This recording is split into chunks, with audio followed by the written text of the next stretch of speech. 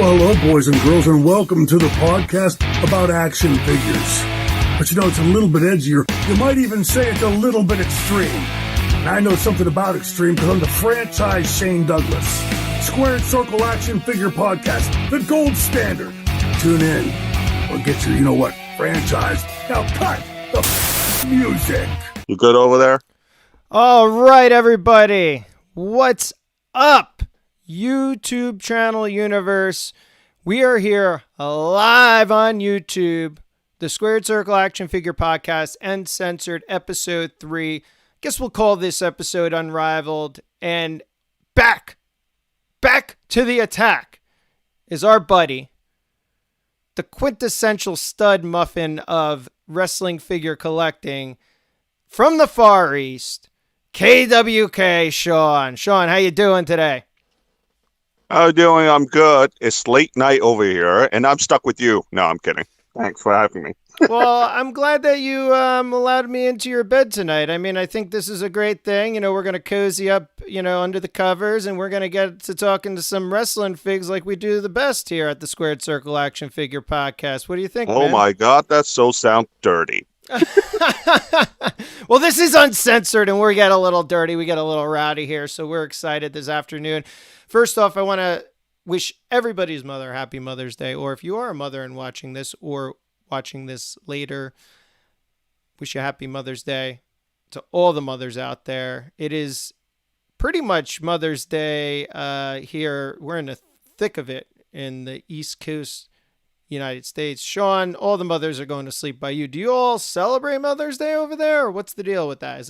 We do. We do. I woke up at 5 in the morning to send my mom a message because she's stuck in Hong Kong and I'm in Beijing.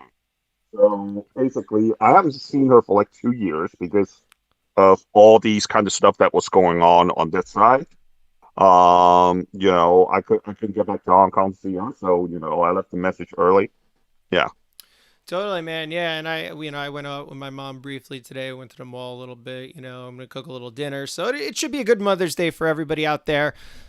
But let's get down to the nitty gritty. First, remember everybody that's watching this YouTube live stream, you can subscribe to our YouTube channel, Squared Circle Action Figure Podcast. We do have a handle now, so it's youtube.com/Squared Circle Action Figure Podcast, which is great. You can also follow us on Instagram and Twitter at SQDCircleAFP. We're starting to grow our following over on Instagram and Twitter, so please be sure to follow us there for all wrestling figure related content. And then what I like to do is I like to put these uncensored episodes up on our podcast channels, and we are on all major podcast channels, so check it out there. All major podcast networks, I should say, at SQD Circle AFP, most notably iTunes and Spotify. So, Sean, I had a monster mail call yesterday, and this was pretty much a surprise because I didn't even know this was coming, but the Unrivaled collection was sent out, Series 5 from Ringside, out of the blue. I got all of them in hand. Man, I just absolutely love what Jazzwares is doing with wrestling figures. This set has been great. I mean, my only problem is the chase has gone up to 3,000 to 5,000 instead of 500 to 1,000. That's my only issue with it. I mean, overall the figures look nice. They look sweet. I mean, I can't say anything bad about it. But to me, it's just like you know how I am, and I only like to collect the rare stuff now. So, for me to actually go after it, I probably won't. But for collectors that are really don't mind the regular stuff, I'll say, hey, go for it. I mean, the Luchasaurus, man, is absolutely insane. you're holding to it now, and Yeah. it's really, really nice. It's a really nice figure. And again, we're not, if I probably move my light over just a little bit here, and you can get maybe a better look at it. But it's difficult to get a look at, on these live streams. But yeah, this, just looking at the Luchasaurus in hand, Sean, just the tattoo deco, and it's just an amazing figure. The attention to detail is great. It's completely accurate. And then you got to factor in the QA/QC, which is pretty good on these figures. You don't find a lot of paint damage or paint, mishaps on these things. And even Luchasaurus's, boots and feet he has those that toe look to it. So they did a really, really good job here. I for one, as a wrestling figure collector, am not complaining that much about Jazzware's AEW Unrivaled collection. I'm excited to see the future. As you know, I feel the same with you. I dislike the fact that they're moving the Chase and the rare edition figures up. If anything, I thought they would have kept at least a 1 of 500 and then went to a 1 of 3,000. So, you at least make one more available, and then you make one Right. a little more tough to get, and I think that would have satisfied all collectors, right? I think that would have been fair. Exactly. But they just decide not to do that, and that's just one thing that really drove me nuts as well. I mean, there are quite a few collectors that I know that have the same feeling as far as like how they have raised the Chase figures in terms of numbers. I think pretty much all of us are like, those ones that really collect the rare stuff are really hoping that they will come out somehow with other ways to release the low numbers limited figures. Doesn't even have to be a Chase. It can be some kind of exclusive that is like limited to 1,000 or 500 or 100 or 25. That kind of stuff. It's something that really made people talk about classic superstars back then. Let's be honest. And one of the main focal point was in the beginning of the line was that, hey, you know what? They got these Chase figures that are 1 of 500 and 1 of 1,000. And it seems like, okay, the first 4 set done. The buzz is there now, so let's just pump these out. That's how I feel. That's how I feel about it. No, I agree with you, and I think, well, here's one thing that we always discuss ad nauseum as well, and in regards to exclusivity and Chase and rare editions, I think you're right. I absolutely love what the Classic Superstars line did, and I'm not going to rule out Jazzwares or Jeremy at this point in time. I think we're going to see some of those things down the road.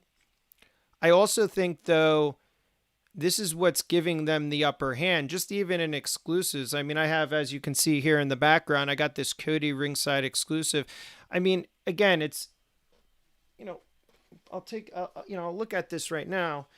You look at this figure and really what? I mean, they gave you a couple updated head sculpts, pretty much the same figure though, as far as the torso and everything is. They give you the TNT title. But what really sets it apart, I mean, is the packaging is amazing. This double or nothing sign that's kind of see-through. And it's just the attention to detail and the thoughtfulness, and I know you've discussed this in a lot of wrestling figure collecting topics. The thoughtfulness of this stuff is amazing, and what they're doing with packaging design and everything. It's just, I think personally, they're ahead of the game, even in areas like this where you're getting super fun exclusives, unlike it's the competitor, Mattel. I mean, right? Mattel's not doing any of this stuff. So, I mean, you know what? Here's the thing. I've been always saying this, the big companies, I mean, even with Hasbro back then, okay, despite the fact that everybody loved Hasbro, let's be honest, okay? But, with the big toy companies, whether it's Mattel, Hasbro, they are more about the dotted line, and however much money they can pump out from this particular franchise or license, whatever you name it, It's just simply about pumping out figures and pumping out everything. That's it. It's not thinking about, okay, you know what, how we can make this more interesting for the collectors. Yeah, because that's the main problem. yeah, and you want to have this being fun, right? I mean, you want to have fun collecting, and don't get me wrong, there's always going to be people that can't afford the tough to find items that are just going to collect the regular mass released line. But I feel even, with us where I go both ways, right? I'll collect the mass line, the mass retail line in AEW because of the little things that they are doing, the little attention to detail, the thoughtfulness that they do in these figures. And most of these figures are first time in the lines because we've never had them before. So those are the reasons why I'm collecting pretty much the main line and the exclusive ones personally. But I think also, like, when we talk about larger companies, in particular Mattel or Hasbro, like you mentioned, I agree with you. It is mostly the bottom line, or they're looking at just trying to make the most money. But what doesn't make sense is I think they're losing money too. And here's the thing. You can't find toys at toy stores anymore, or Walmarts or retail outlets, because the demand is so high. The companies are basically buying out of space, right? So they're buying out of space. Right. They're paying it to Target or Walmart or whatever, and then they're just filling it with what they think is going to sell, and they don't lose money this way, right? They don't get the lines canceled. Right. They don't lose money. The retailers are happy. The space is paid for, et cetera, et cetera. But for collectors, it stinks that are collecting mass retail stuff because it's very difficult to find these things. So I can see where you're... I mean, yeah, go ahead. Yeah, I can see where you're going with that, but with, I think, getting back on topic for the chases real quick, as I mentioned with Mattel, even in their exclusives, you're just not getting the cool factor with it. You know what I'm saying? It's like they're missing something. We got that really cool SDCC Macho Man figure that had the really cool package. Right. It was the Slim Jim Macho. You got the Mattel SDCC Mr. T, which is a great figure, but come on, it's wrestling, but it isn't at the same time. But other than that, nothing has really excited me from Mattel. Even the Jurassic Express stuff that's coming out as a Ringside exclusive has some fun packaging. It's displayed cool in the packaging. I'm not getting those things from Mattel, whether it be exclusives, online exclusives, or even just their regular released items, It's just like, to me, a lot of times it's like, whatever. Whenever I look at Mattel stuff, I mean, I don't even collect the line anymore, let's be honest, because the guys over here are selling it so high to a point that's over Ringside prices.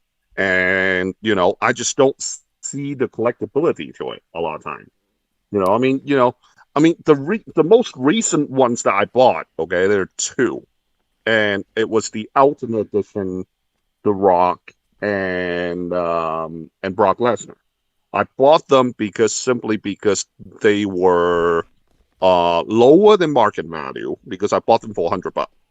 So that's why I did it. But if it wasn't because of that, I wouldn't even have jumped on them. Let's be honest. I mean, those two are probably the first time in like almost 2 years that I have even touched a new Mattel figure, because I just don't see the point of doing it.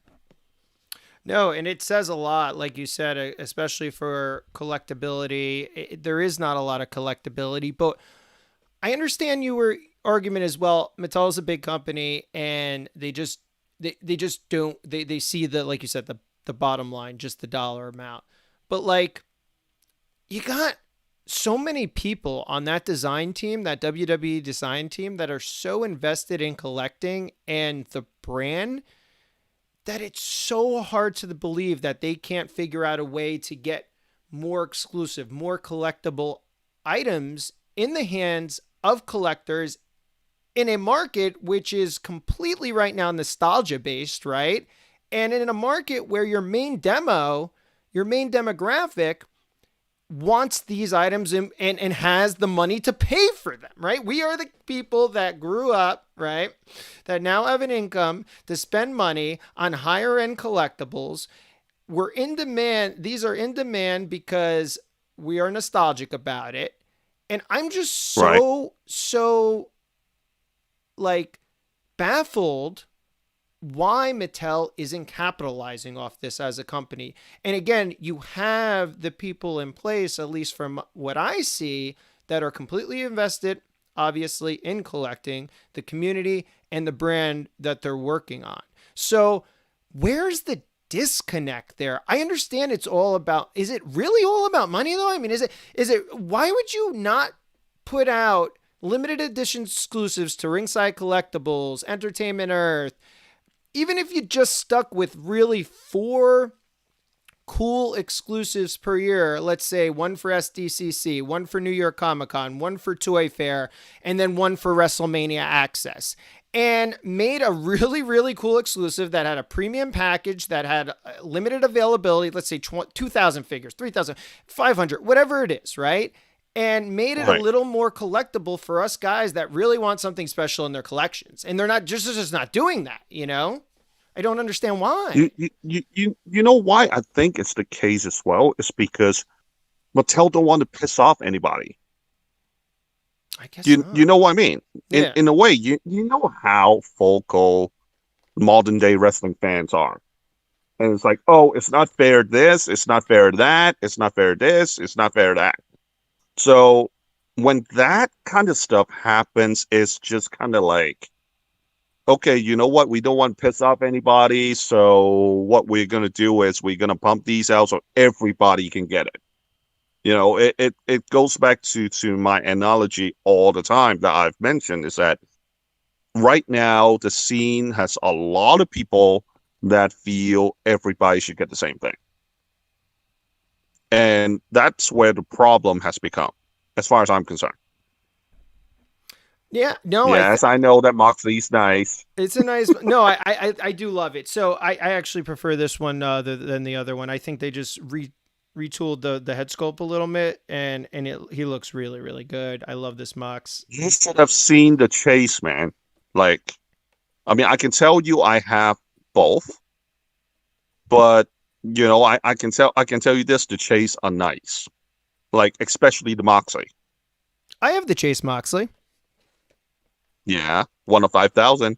1 of 500. Yeah, well, I got that too. No, I'm not. I am not. I don't know. Personally, as a figure collector, and we talk about collectability, I'm really on the fence now about whether or not I'm going to go after the 5,000s, 3,000s, or whatever the hell, 1,000s, 3,000, 5,000s, whatever the hell they're doing now. Just because, again, like I'm going to say this, I got them by mistake. Okay. I got them by mistake because I was under the impression that they were going to be one of 500 and 1 of 1,000. And by the time they came to me, they weren't. Gotcha. And I was furious. Yeah. Well, hey, look, at this point in time, we'll take what we can get. I think I do like the equity that's involved, that it's being equitable and fair for everyone. I do like that they upped it, but again, I think they upped it a little too much. And again, I think Jeremy he likes testing, right? So yeah, he may up these, and there may be something else that is super, super rare. And you know he's going to do it. It's just a matter of time where there's going to be something else. I want to see this, okay? Whenever that they will announce an employee exclusive. Yes. Now that will make me jump. Yeah. And they're going to do it. It's just a matter of time, whether it be employee exclusives or whether it be 1 of 100s for Toy Fair, for SDCC. You know he's going to do those. They will come in time because again, they're not for mass people. And people just have to realize that you're not going to be able to get a lot of this stuff unless you have the means, you know the people, et cetera, or you go to these events, right? So eventually it'll come in time. But again, I can't get over. So I even I got the Scorpio Sky figure in front of me, right? I just can't get over, regardless of if it's a main release or not, in these main releases, they are so detailed. These are like as detailed as Ultimate Editions, and I think better in some ways because they have less breakage and less articulation sometimes is a better thing, guys, because it just looks like a person. It doesn't look like a cut up piece of plastic. And even but it's not like they have less articulation, though. Let's be honest. No, they don't. Yeah, they don't. And you know a little bit more about the articulation than I do. Well, you look at this, right? The articulation is pretty much on par with Ultimate Edition. Let's be honest, and they are cheaper than Ultimate Edition. Amazing value, right? Right. So I mean, sure, they don't have that many different, what is it, the different body sculpts or whatever. But at the same time, I mean, damn, man, come on. You look at the double joints, you look at how the figures are sturdy. I mean, let's be honest, the Mattel figures, okay, and I have to compare. The Mattel figures, the legs are actually lighter in comparison to the AEW line. The AEW figures, the legs are actually heavier. So I mean, I know some people said, oh, mine cannot stand or whatever. I'm sure it can. It's just the certain position that you set up that it doesn't work. But overall, the figures, as far as the lower body part is concerned, they are sturdy. So, in comparison to Mattel, man, I mean, that's why I just stopped completely with Mattel and just decided to when the first line came out, I actually went for it because, I just feel like, I should give it a shot. And I have to say I was satisfied with it. Yes.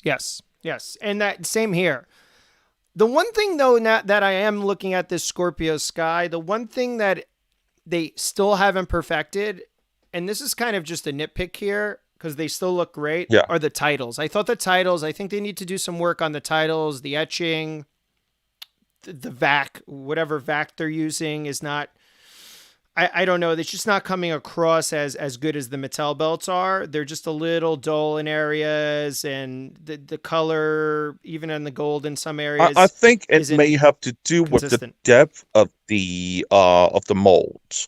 So when factory producing basically producing the molds, the depth of these lines are not deep enough, so it doesn't make it as stand out. I actually compared a couple of these prototypes before, and I've realized one thing is that the Mattel sculpting are actually having deeper lines around the eyes or the facial features in comparison to the AEW figures, which is why some of the time you'll see the likeness may be a little off, especially the first series. Yes. That's because of this reason, straight up. Yeah, I agree with that too. And you can even see, I don't know if you see this, but I'm holding up the title right now as close as I can get it because my camera isn't, the best quality.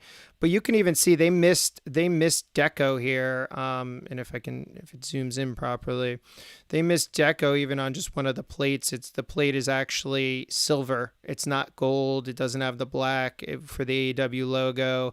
And my finger's kind of right on it here. I see it. And I believe that you're 100% correct, Sean. The etching and like you said, this in the actual scope or in the mold is just not deep enough, and they're not catching it right. So they've improved, I thought, in that area with the head sculpts. I think the head sculpts, even on this Kazarian, is amazing. He looks great, and he's not an easy guy to do, as we all know. They've done him before in the past, but I think it looks good. A lot of people said it looks like Bob Holly. I don't think that's true at all, but he kind of doesn't. I don't think so. Yeah, I know. was just a nitpick of a lot of people, but that's a great figure. The Scorpio Sky is a great figure.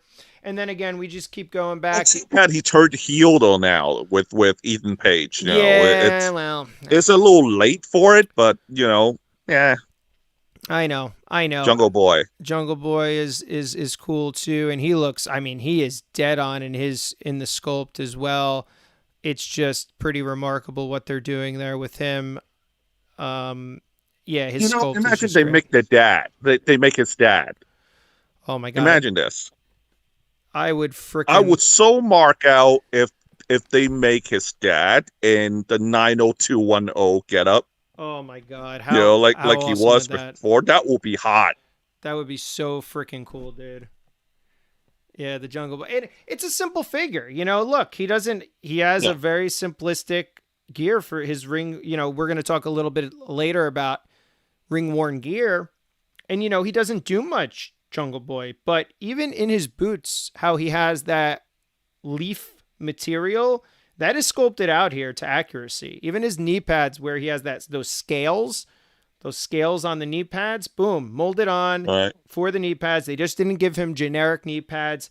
Again, we go back to thoughtfulness. Even the wristbands aren't painted. They're molded wristbands in the style of his normal gear. So they're doing these things as accurate as possible, and they are the most, I would say right now, most realistic, accurate wrestling figures on the market, even for the mainline stuff. It's pretty crazy.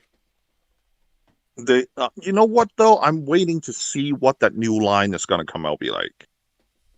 The new AEW line that they have planned. I'm hoping that line will have some kind of like lower numbered chase figures. If there is, man, I'll pop. Oh yeah, and that line is hey, Trailer Park Cinderella, what's up? How you doing here in the chat? Sorry, I didn't see you. Yeah, I know. Well, look, Scorpio Sky and Ethan Page. Here's my take, Sean. Now, you probably know more about Ethan Page than I do. I'm not a big fan, personally. I think he's overrated. I'm sorry. That's the way I think. I think he's a good wrestler. I saw him in Impact when he was with the tag team. He was the tag team champs there, the North. Right. But I just don't like his shtick. But thanks for joining in, Trailer Park Cinderella. We're gonna be a little slow here, but yeah, look. Great. You know what? Since you're talking about some wrestlers about AEW, I got a little bit that I need to get off my chest right now. Oh yeah, here we go. Let's do it. It's been bugging me for weeks now. Like, how many times do you have to put the best big man in the entire business right now, Lance Archer, on Dark, and you don't do anything with him other than having run in for Sting? Like, for how many weeks now? I'm like, last week he didn't even show up. I was mad as hell when I looked at that. I mean, like, you signed him away when he just lost the U.S. title to Jon Moxley on New Japan. You came in and, you gave him one feud with Cody Rhodes, and then you gave him a half-assed one, that Pac wouldn't show up for like 2-3 weeks because he had to go back to the UK. And, since then, you haven't been doing nothing with him.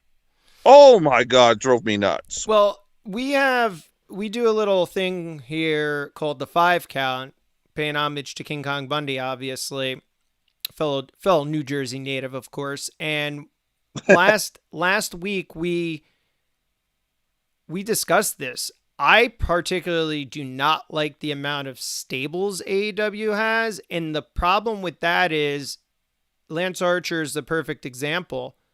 Because there are so many stables, he's kind of getting lost in the mix.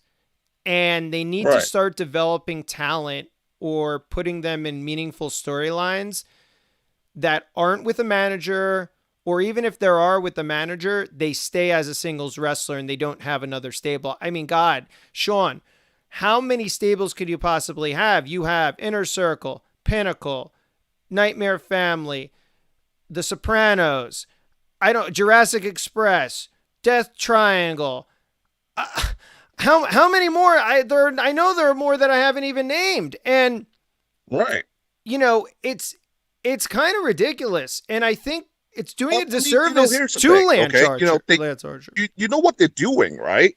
They actually took this from New Japan, or they took it from the Dragon Gate in Japan, Yeah. because these companies have like several different stables, and they will fight each other according to the stable most of the time, okay?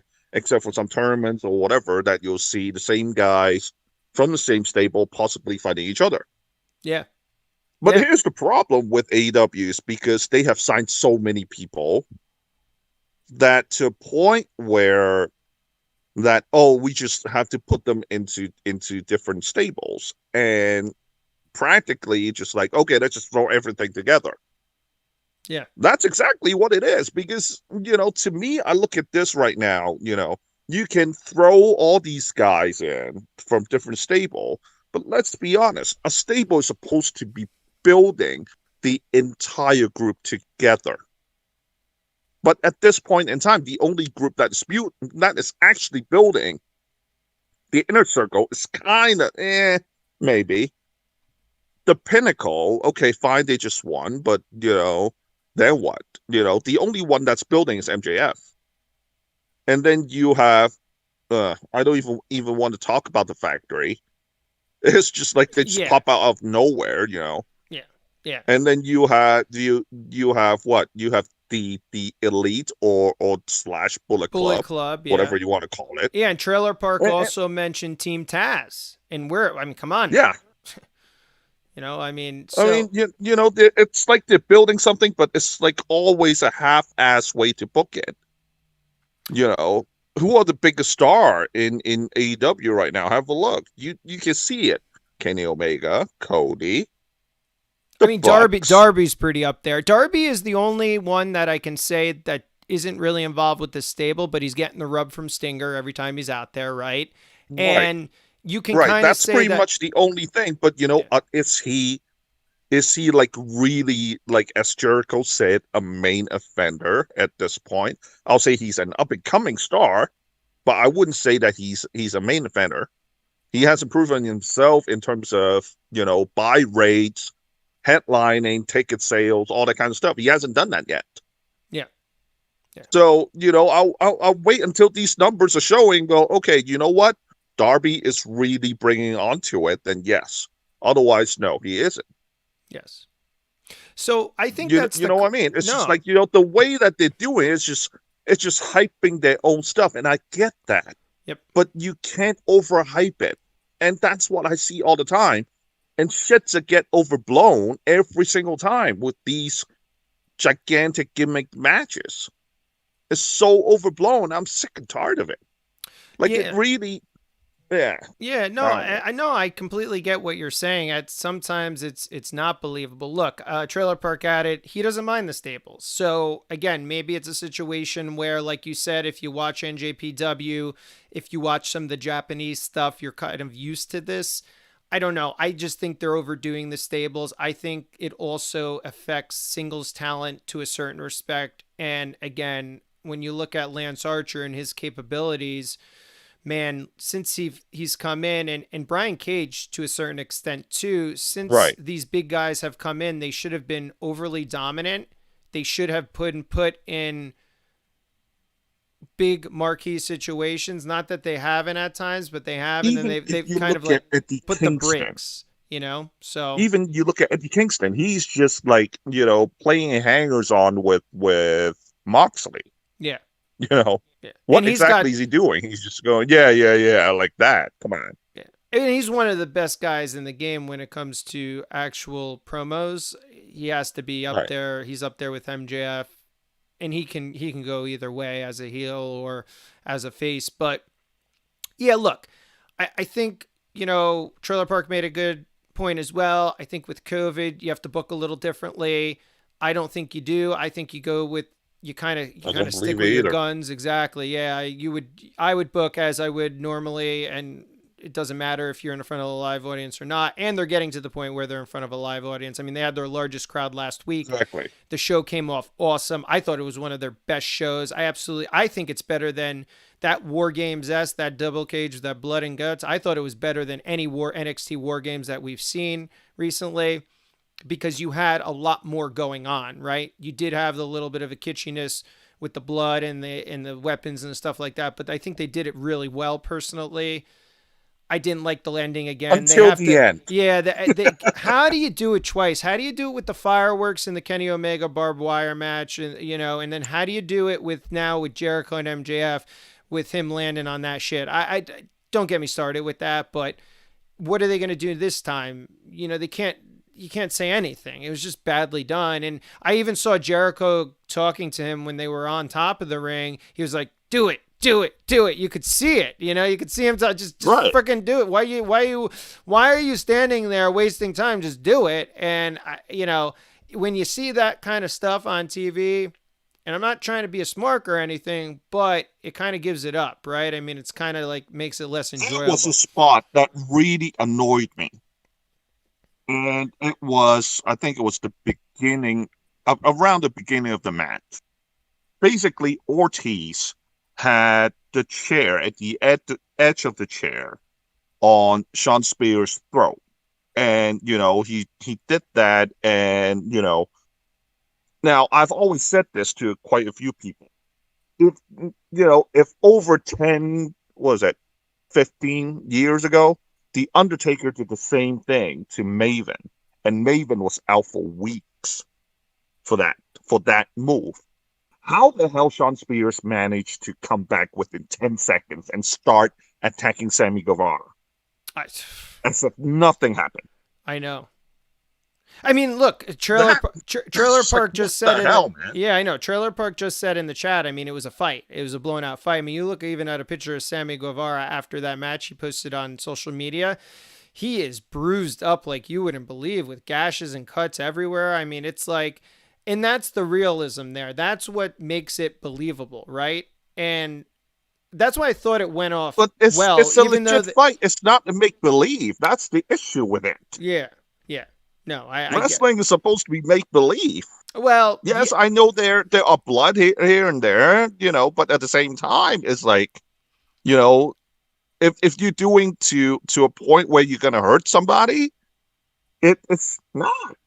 Yeah. You know what I'm saying? Yeah, no, I understand. I think there's a lot of people that look down upon it that way. There's a lot of the people, you're going to get a lot of backlash, maybe like for yourself, where there's a situation that is too real, right? And you want to look out for, obviously, the best interests of the performers, the wrestlers. But at the same time, it's like they know how and when and what buttons to push, and they've done this in the past too. I mean, ECW was a good example of that. Not to say that people didn't get hurt. I mean, Tommy Dreamer's is a walking injury now, right? Mick Foley is the same thing. He's a walking injury.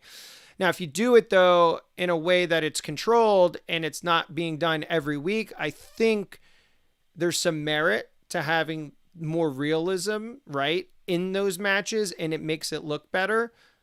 I'm on that side. I really don't care as long as everybody signed off on it and it's not being done all the time. And it's, again, being done in the best interest of that wrestler, that performer. So if they're okay with it and they're okay getting beat up a little bit, I'm fine with it, because I think in the end, the product is better for it.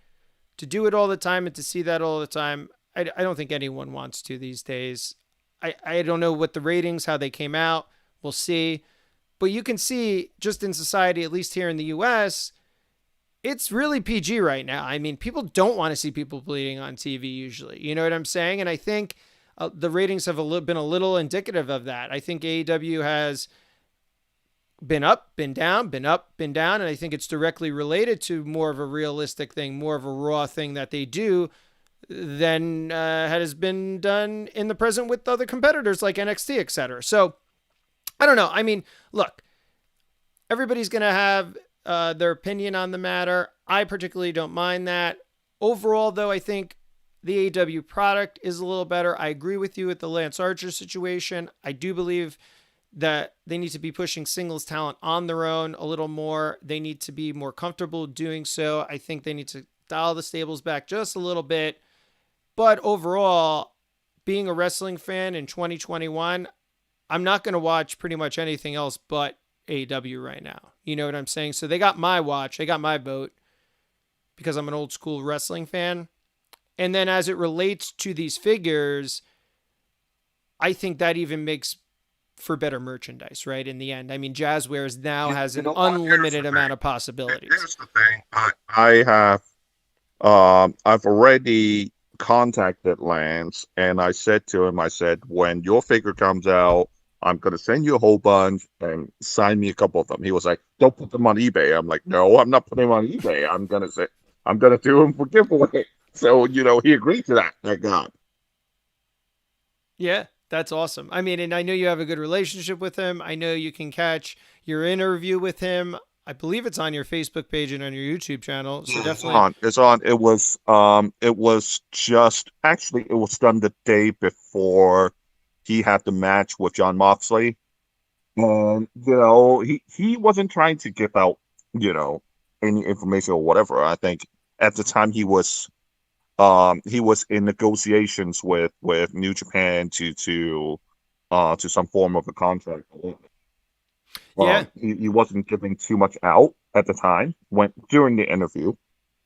And, I suddenly heard him talking about AEW a few times, brought up Luchasaurus and all that. And I was thinking, and that day, I went back to my hotel room. I listened to the entire interview, and I said to my wife, I said, "Oh God, Lance is leaving." Yeah, you just got the sense of that. I said to my wife, I said, "Lance is leaving." It was like, leaving where? I was like, this new group AEW. And now my wife is not a wrestling fan, but she's been around me so much that she knows these acronyms. And she was like, oh, so she's not coming back to Japan. I said, probably not.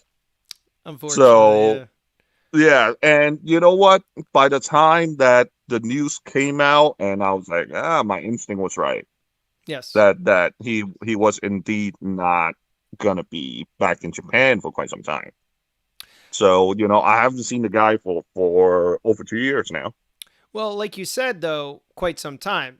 You do have to realize COVID happened as well. I think, though, they're opening this up. I think once COVID is kind of done, you have a situation where AEW is going to be in Japan and vice versa. And Dave's Empire, what's up, Dave's Empire 1981? Don't forget to, if you like this, hit the like button and subscribe to the YouTube channel.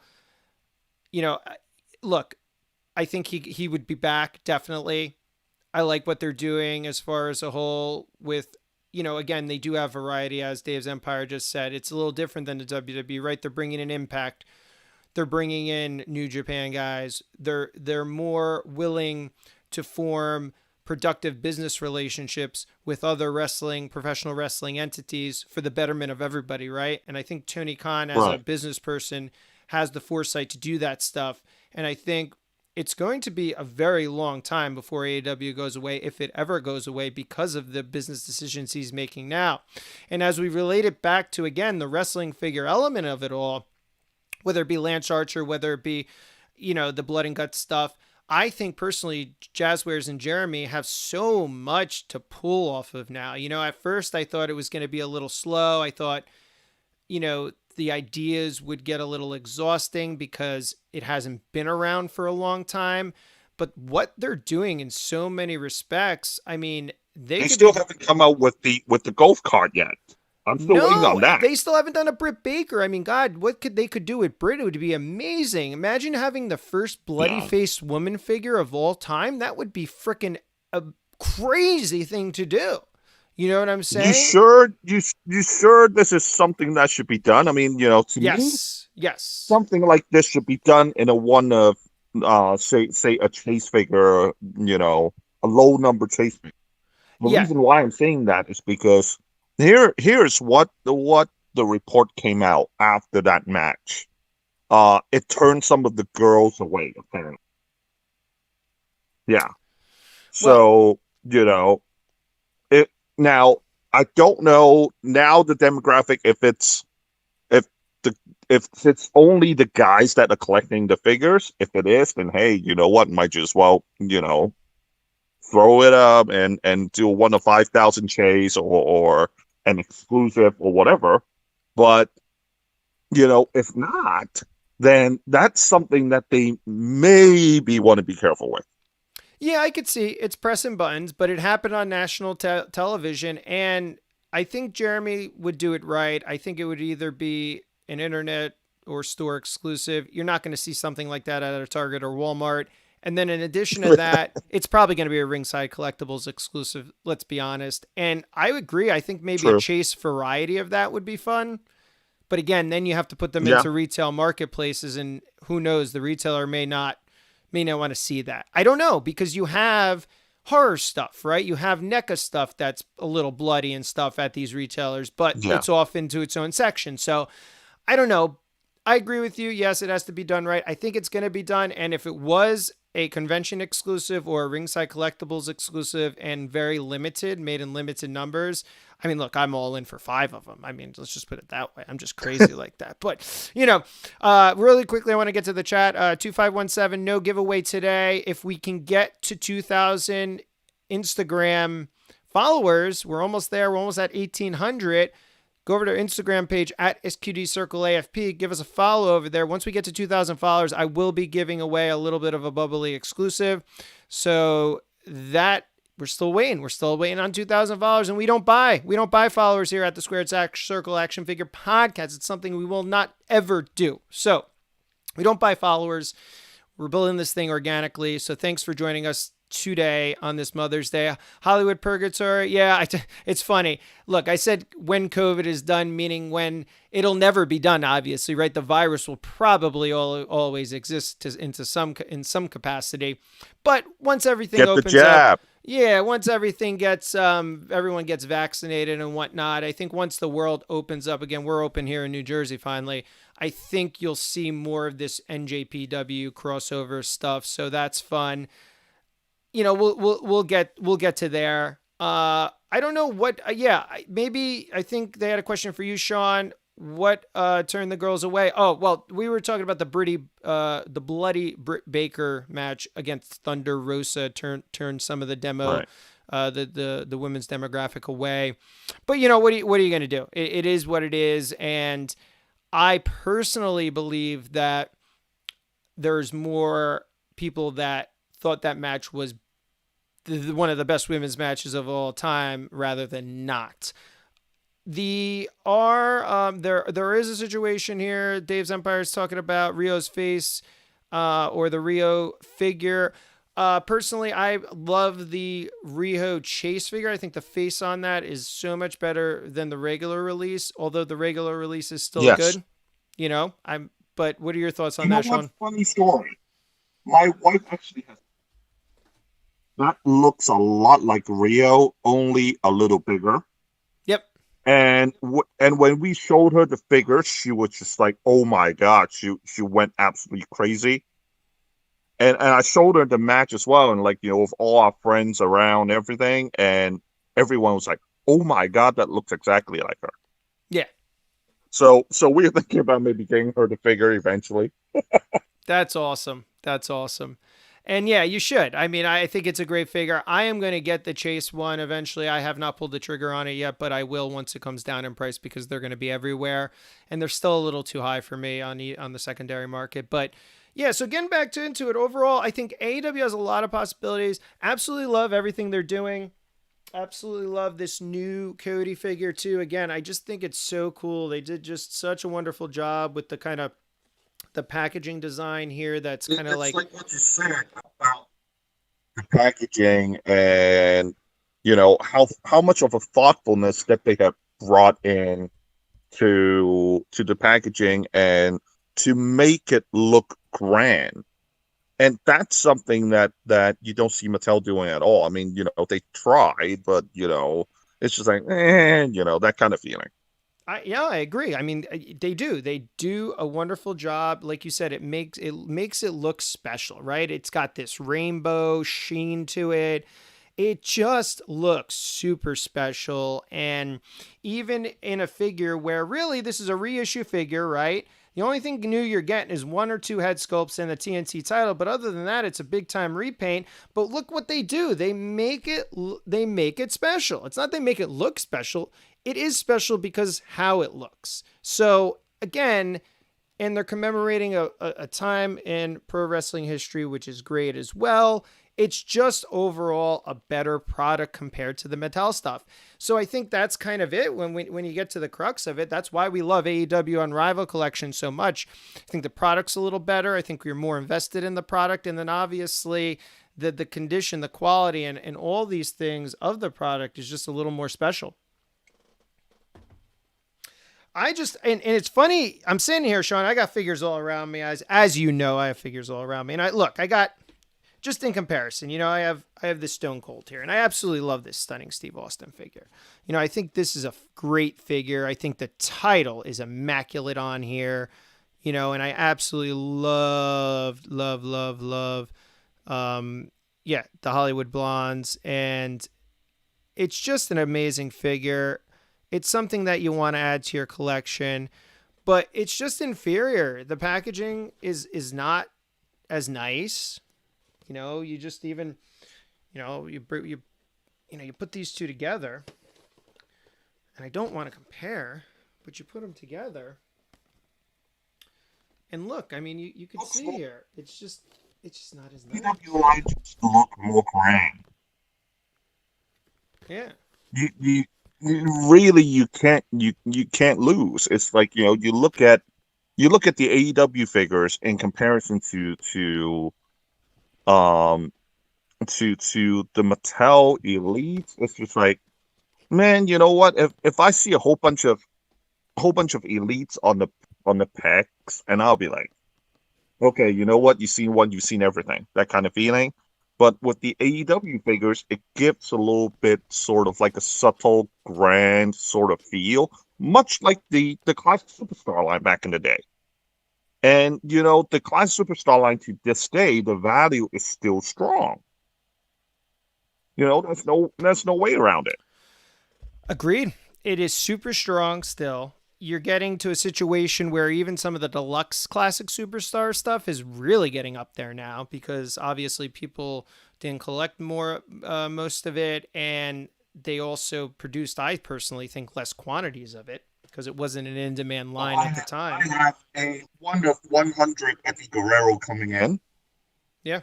Okay, I want you to guess how much I got that one for. Is that the Eddie Guerrero with the poppy shirt and the title from the regular CS line? I mean, I don't know. I've seen them. Yeah, I remember it. It has a different paint. It's like the gold and red, right, on the tights instead of the greenish. I don't know. I think I know what you're talking about, though. I'm gonna say you got it for $400. You're pretty darn lucky. You're breaking up there, Sean. I said if you're getting it for 400, you're pretty darn lucky. But I still got it for a steal. Okay. Yeah, they go for what, like between 5 and 1,000 now? Some of them have gone over 1,000 already. Like you look at that one of 25 Ric Flair. Went for what, 9,100? Yeah, damn. That's a $3,000 figure, guys. Whoever did that was insane. I mean, I'm glad I have one. I'll be straight and honest, because I got the one graded too. I wish I had yours, Sean. One of you. Let me have yours, Sean. Give it to me for $3,000. Here's an idea for you. Kiss my ass. Oh God. Oh my God. Well, before we move on to I always say in ring worn gear. I have to get this right. I did add a really pristine piece to my collection, and you know a little bit about this because you just added it to your collection too. And maybe you could tell a little bit of of our listeners about this black cards, these Ljn Black Cards. Man, you're going crazy. I'm going crazy. What is it with these things? I haven't gone that crazy, but you know what? They come. They usually come to me now. I mean, I still hunt, but a lot of times, like, these rare figures because I guess it's because like some of these guys put it out on Facebook or whatever, and for certain value, some people would just laugh at them. You know what I mean? And it's just like, man, there are so many of these guys. Yes, I see it. Yours is so beautiful. Mine isn't Yeah, bad either. look at this. This is a pretty Yeah, this is pretty crispy. this one is pretty nice. You know, any bubble crack on yours? No, Oh no, wow, no bubble. that's great, man. Yeah, no. I was very fortunate. No bubble crack. A little bit, there's a little bit. Just you can You barely even gotta see be it. really careful with the black cards because the bubbles are very, very brittle. So, you know, make sure you don't squeeze it too hard. If you squeeze it too hard by accident, it will actually crack, like having lines of cracks. So you gotta be careful with that. Yeah, and there is one on this side. I'm trying to get it. You can very, very, very. You can't even see it. It's like right by the bicep. That's good. But yeah, it's not terrible at all. It's a really good rendition of this black card. Now, let me ask you one thing, Sean, about this. I see a lot of dual language on this. Were they Yeah. ever released without the dual language? Could you maybe let her? Because I'm not informed too much about this. Not that I recall. I Okay. mean, all the ones that I have come across were all French and English cards. Okay. Yeah. So, Yeah. So, and that makes sense because they were for sold in Canada. So, right, exactly. And I was told some down under New Zealand as well. I don't know about Australia though. gotcha. But yeah, it's a beautiful card. What I love the most about this black card series is the back. I do absolutely love the obviously superstars that were never produced. Bushwhacker's brother Love you had on here. Bad News Brown. You have a couple more here. You have obviously the Full Powers of Pain. You have Demolition Smash here. And we all know that these never came to be. But I Right. absolutely love that they're on the back of the card, which looks great. Just pictured there. And yeah, I had to get the Andre because I did get the Hogan recently, so I wanted to have both of them. I think it's just The three that quintessential. I got, the three that I got are that are mint on card. Ultimate Warrior, the White Shirt Hogan, and also DeAndre. Mine got one eyebrow, which was pretty well known in the scene. So, these three I own. Yeah, I didn't even look to see that actually. Oh yeah, I have two. Okay. Yeah, I didn't even look to Yeah, see if it had the two. one eyebrow. Mine has one. Mine That's was an error. that's crazy. That's crazy. And the funniest thing about this is I have also the White Shirt Hogan as you. I have the Andre, and an Ultimate Warrior was just put up online. I didn't personally like the condition of the card, so I passed. But it sold for about $3,500, which is pretty crazy. Well, you know what? This stuff, and honestly, it's there are less and less of these LJNs that are mint on card. There are less and less out there. Let's be honest. Not a And lot at all. some Yeah. people some people are like, oh, they're just figures. I'm like, man, you know what? You're out of your damn mind. You know, something that is almost 40 years old. For some of their condition, even if they are a little rough on the card, I still consider them mint on card right now. That's how I look at it. Yeah, you're not going to get a better actual figure in the bubble, even if the card's damaged. And I agree with you. They are 40 some years old, 40 plus. I'm actually working with a guy, Adam. He's really cool in New Jersey. Pop Culture Mania, I believe. That's his Etsy page. And this is all dead stock stuff I'm getting from him. So I got $1 Million Man coming. I got Bam Bam Honky Tonk from him. And the cards are like pristine because I'm assuming what happened, and he hasn't told me the story yet, but I'm just assuming that he had known somebody that worked for LGM because they were actually based in New Jersey. Their warehousing was in New Jersey. The design department was in New Jersey.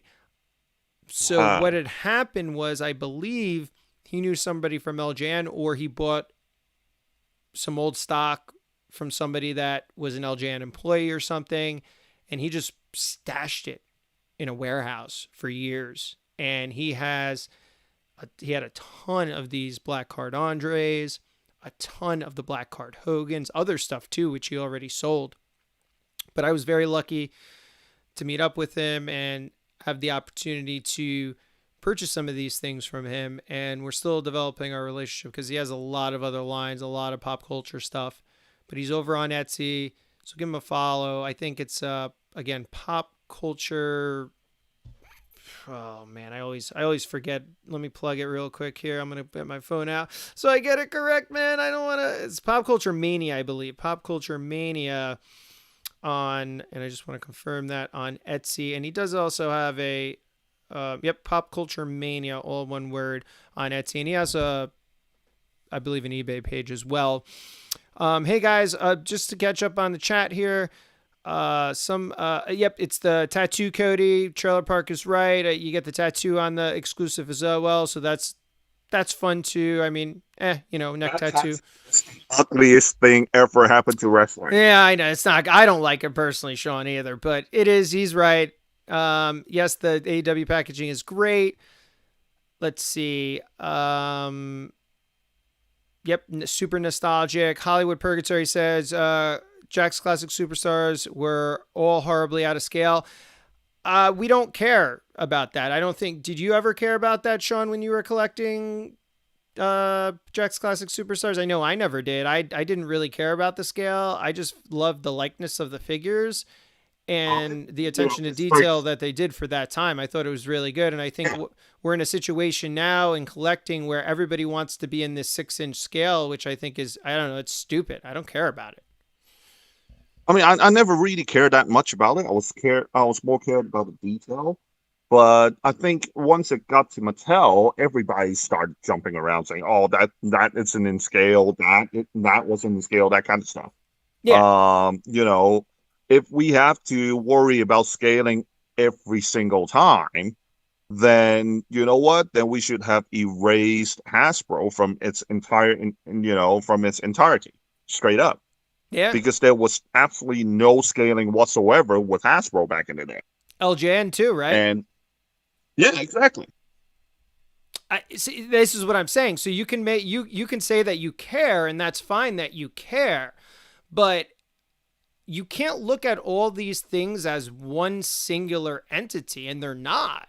And I think this is what people want to do with Classic Superstars. They want to compare it to Mattel and say, "Oh, they're not in scale, this, that, and the other thing." But you can't, because it's a separate figure line. It's a different time. In the same right, you can say that then, like you said, Sean, with Hasbro's, but you can't, or LJNs, because they don't scale, or anything prior to a certain point in time where everybody got spoiled, right? Because that's what happened, right? Everybody got spoiled, and all the manufacturers were like, "Oh my God, everybody wants something in the right scale, so we're going to produce it all ad nauseum in the right scale, and you can put your G.I. Joes with your Transformers, and your Transformers with your wrestlers, and your Ghostbusters with your wrestlers," and I just don't get that at all. And your Marvel and this and that and the other thing, right? I think it's fun when you don't have shit in scale, I don't want everything in scale, unless I'm a serious 1/6 collector or something, Let's be honest, okay? They're talking about scaling. Let's talk about the so-called real scale ring or the authentic scale ring, whatever you want to talk about, whatever you want to name it. Yeah. It's not in scale. It's just a bigger ring. Yeah. No, I agree. It's I don't know. I mean, sometimes some of these guys, the way that they complain about these kind of stuff, it's just making me like, ugh. Yeah, but I get. And Hollywood is now making the argument, and this is great. Yeah, I love having debates here. The Hasbro figures were cartoony and purposely misproportioned. I mean, has that ever been said? I don't think they were purposely misproportioned. I think that they were intended to be that way because I don't think any of it was supposed to be cartoon. I mean, they're a toy, right? So they needed to be attractive. Yeah. They needed to have playability. They didn't they weren't geared for a market of collectors. They were geared for a market of kids that wanted to play with their toys. So again, you're talking about two different eras, and even Classic Superstars, I believe to a certain extent, was a toy first that was moving in the direction of more realism, right? To a certain extent. Well, you know what? Here's the thing. If you look back into the older Jeremy Pador interviews, Yeah. His target was the 50-50 market at the time, which was 50% collectors and 50%, the regular Joes. Yep. So, when you have that, then, you pretty much can't please everybody in that sense, because it's pretty much half and half. Yes. You know what I mean? Yeah. Exactly. So, you have a whole bunch that are really demanding for scaling. I mean, at the time, I still remember, back in the day with Jack, some people were complaining about, say, for example, Kane's height being too short, or Sid figure being too short and whatnot. There were mentions of that. But was it really that big of a deal to a point that affected sales? No, absolutely not. No, people were like go in there and just freaking buy them. Yeah, and to that point, Sean, he looked great. I mean, I thought his head sculpt was spot on. You know what I'm saying? Except for the knee pads, except for the knee pad situation, which they did do in a variant option of him, mint on card, because he didn't initially have knee pads, and then they had some out there with the knee pads on. That was my only complaint with the figure, because again, the accuracy, it wasn't true to form, especially if you're a mint on card collector. But again, and Brian Flynn does this as well. You watch his Super 7 interview with the Major Wrestling Figure podcast, and this isn't specifically to his point about articulation. Why the hell do I need all these pins and cuts in my figure when most of the time, what are people going to do with it, Sean? They're going to sit it in a standing pose on their shelf and not even use any of that articulation. You know what I'm saying? 90, and he's true.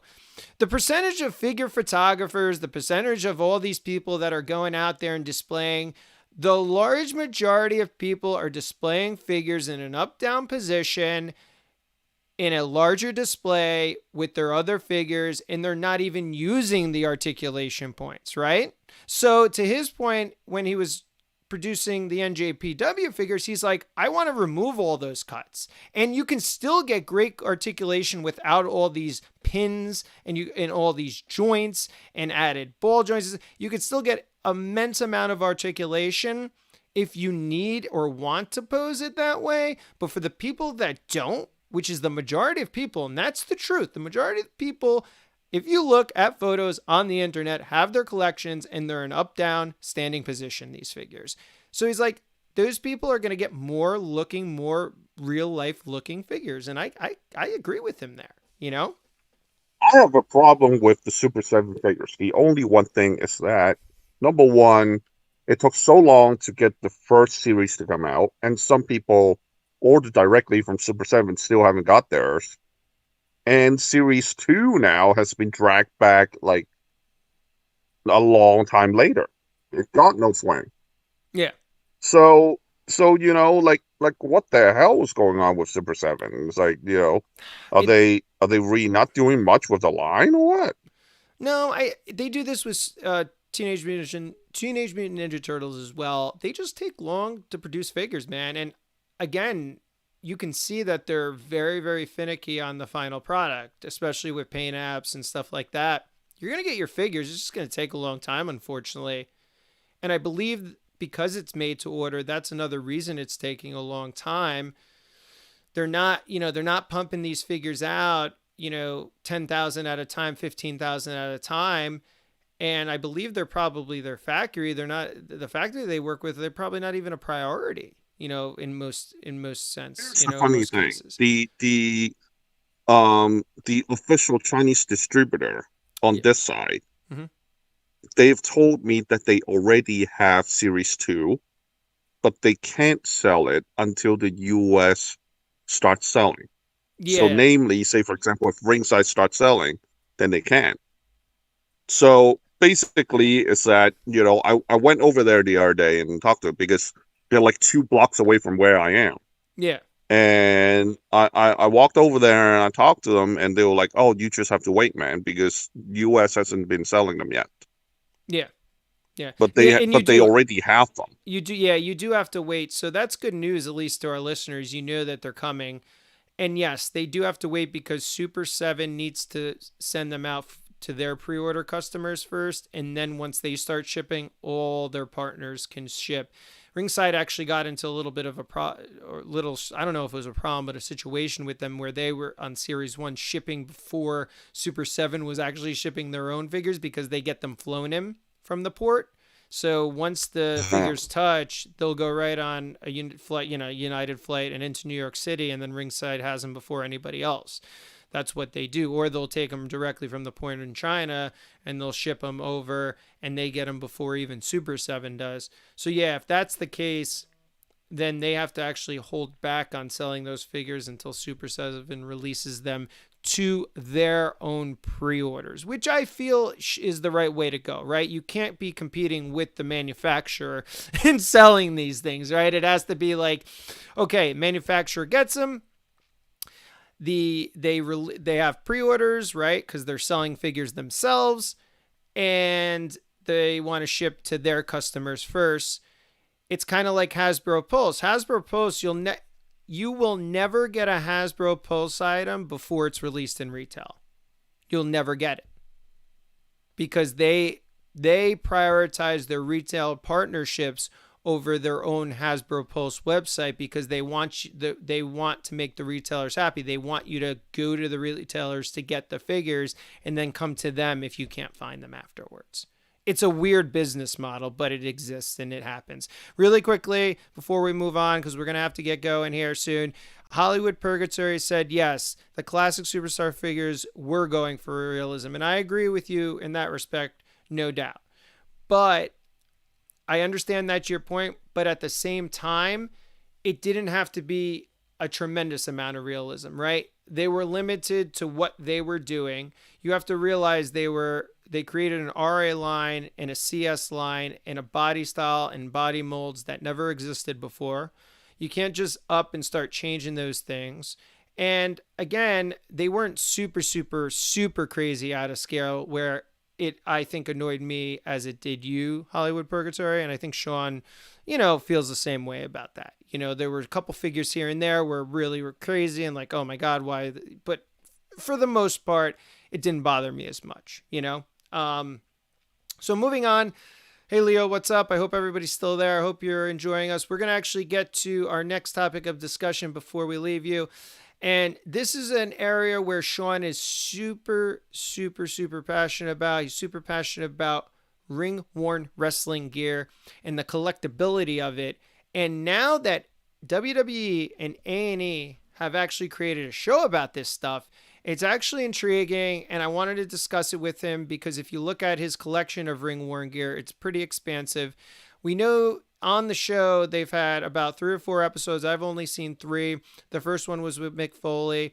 The second one was with Undertaker and Kane. The third one was Jerry Lawler, and then they just had Booker T on there for the 4th episode. But you know what they're doing on this show.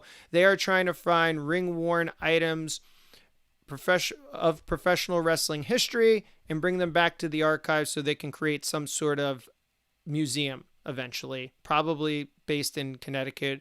They want to use them for their Access, the WrestleMania Access shows, obviously, as well.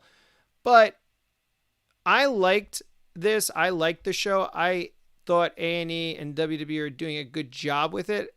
I was educated a little bit about some of this stuff, but that's what we want to talk about. How true is some of this stuff, Sean, and how true isn't it? How difficult is it to find this stuff? And also, is the pricing correct? They would throw up on the screen there like Sacco between $2,000 and $5,000, or let's say Jerry Lawler's ring-worn gear, that's $5,000 to $6,000. Is the pricing true? How did you get involved in this? And what did you think of the A&E show that they have, WWE's Most Wanted Treasures? Well, here's the thing, okay? Pricing, because Um, how should I put this? I think some of the prices that they have projected may be a little bit exaggerating. Um, but you know what? Hey, here's the thing. Everything has gone up in price these days. So, you know what? Why not ring one memorabilia? Let's be honest. Because at the end of the day, they are memorabilia. They are worn by wrestlers in specific matches, just like, say, for example, NBA Game 1 jerseys or NFL Game 1 jersey. Okay, there are people that collect them for a really, really high value. In fact, some of the major sports Game 1 jerseys are much higher than, say, for example, some of some of my collection. For example, way, way more. So, to say that they may be a little bit overpriced. I wouldn't say that, but at the same time, their projection may be a little bit high, as far as I'm concerned. Okay. And for you as a collector of this stuff, it helps and hurts at the same time, correct? Because again, like we're facing with wrestling figures in this current marketplace, yeah, I would absolutely love to get an employee edition Ric Flair, but now seeing that it went for $9,000, almost $10,000 on the open market, whether that be true or not, I believe it is, though, in this case. You look at the rate of that figure prior to it being on the open market, even in open market conditions, it's only been about $2,000 to $5,000. And I think Jeremy hyping it up because he's such an influencer helped propel it to that level. So as in comparison, real quick, Sean, how do you feel faced as a collector? I'm sure in some instances you're loving it, right? Because your stuff is valued higher, but maybe some instances not so much because maybe now wrestlers are going to start selling their stuff for more expensive prices to you. I don't know, or maybe wrestlers' estates and stuff like that. What do you think about it? Going back to when I graded, I for 150. You're breaking up a little bit there, Sean. Well, there you go. I'm going back to that Ric Flair figure that we talked about. When I bought it, which was 3 years ago, and it was $850. So, for me, that's like a huge gain. Mine's gone up in price. I'm like, I was happy, because that's like 10 times the value I bought it. But at the same time, is that I've realized one thing: a lot of the wrestlers now are clutching onto that stuff. Okay. And it's getting harder and harder to find a certain Ring One item. I mean, the last one I got, which was over a month and a half ago, was the MJF Ring One gear from Revolution pay-per-view when he was teaming with Jericho. Yep. And I just bought another Ring One item 2 days ago, and it's on its way to me from Japan. But these are not even anything from the WWE side. So, yep. For WWE stuff, I've been hunting heavily on Daniel Bryan for the past month, and, I have had no luck whatsoever. Especially now that he no longer in contract with WWE, that, he just ghosted everybody at this point. Yeah. Like every single lead that I have, gone. Like they were like, oh, we can reach him. I'm like, what the hell? Here's the thing that he's been in WWE for that long, and nobody can find him. I know. So, and that's exactly the problem that, I'm pretty sure that, the Ring One gear market is going to go up because of the WWE show. And I'm glad that I got in, actually just a year before the pandemic. Because if I didn't, I'll be like, okay, I'm screwed. Yeah. Because the first gear that I bought was actually a Will Ospreay jacket. And again, it's not from the WWE. I mean, I have, guys that are from WWE. I have like 4 sets of AJ Styles gear. I have a Mr. Perfect singlet from his last televised match with Stone Cold Steve Austin on Raw in Providence, Rhode Island, which I was there. Oh wow, that's And a great piece. yeah, so that was pretty phenomenal for me. And two Vader singlets. I have a Kurt Angle singlet when he was wrestling TNA and in Japan.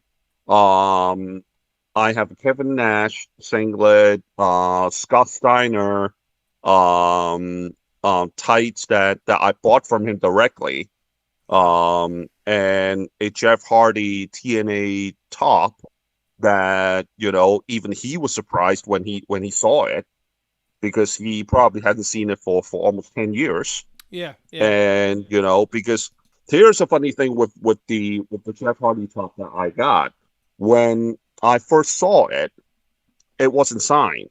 Now I bought it from AJ Styles, teacher slash gear designer, and he had it stashed away along with the Mr. Perfect singlet as well. And he asked me if I want them. I'm like, hell yeah, I want them.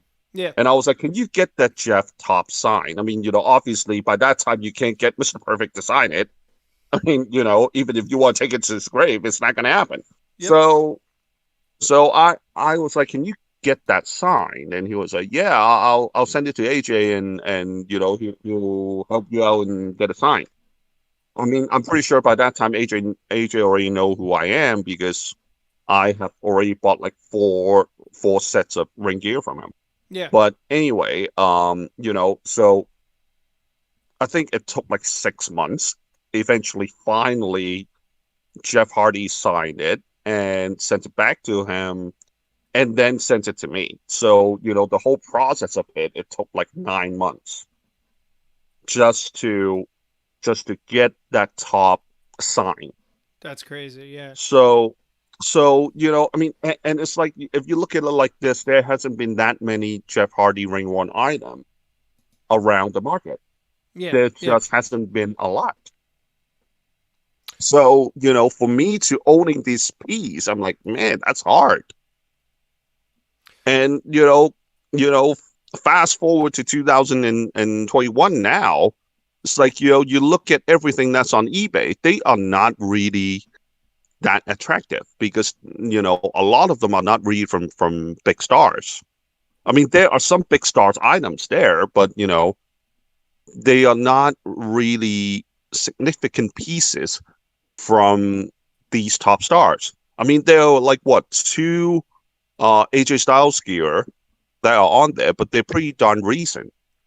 They're not. I mean, here's the thing. I own the Ring One tights along with the kick pads that he won the WWE title from Jon Moxley from Backlash.